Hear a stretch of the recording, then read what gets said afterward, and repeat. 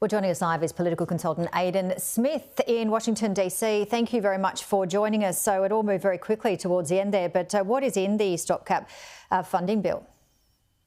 So I think the main provisions that there was a lot of worry about what a shutdown could impact were really the big meat of it all. So stuff like farm aid, I think it extends to 2019, what we call the Farm Bill, which is a kind of multi-annual tradition and has a huge impact on food production in America. Stuff like that, or even disaster relief. I believe, and I could be mistaken, but I do believe that the eventual deal did guarantee healthcare funds that were kind of in jeopardy.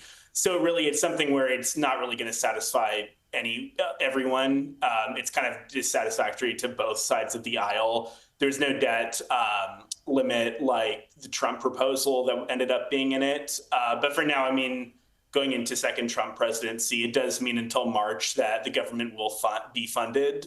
So obviously that matters a ton for Trump's first days in office. And in terms of previous government shutdowns, I mean, it looks like we got pretty close there, but how many roughly have we seen?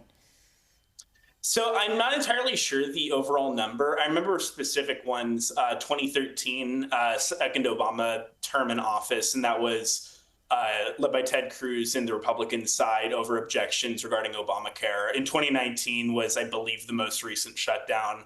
That was over a standstill of the Trump admin versus Democrats in Congress over border wall spending. So this is something where it's a bit more interesting because it's not really something you can totally pinpoint to one issue or the other. It's not Obamacare or a border wall kind of big salient issue. This is more of a kind of just general, I'd say, partisan clash. And it's really interesting that this ended up, actually getting, even if it's a stopgap till March, that's a lot better than a lot of people anticipated.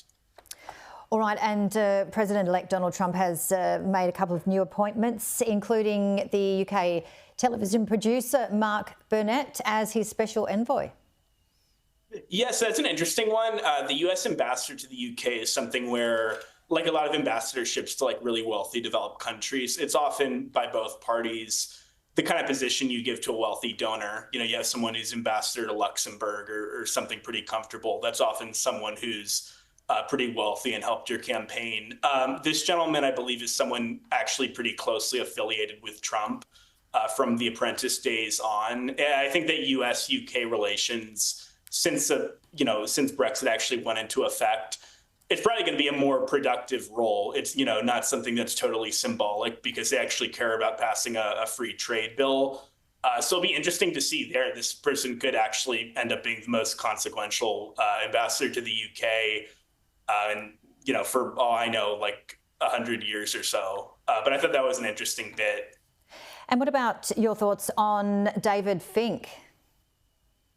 So I believe that he has, I think that he was the head of Pan Am Railways. So kind of a conventional choice, especially among Republican administrations, for looking with someone who really deep private sector experience to go to a position that obviously is directly responsible for regulating the industry they're in, especially if you're a Republican who wants to, see more people with private sector experience. Putting them in kind of those lower positions is what a lot of people who think that's more efficient for government want to see. So I think that's kind of a more conventional Republican choice, something you'd see under, say, Bush or Reagan.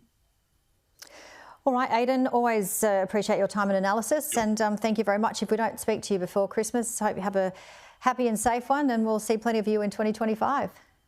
Likewise, thank you. Thank you.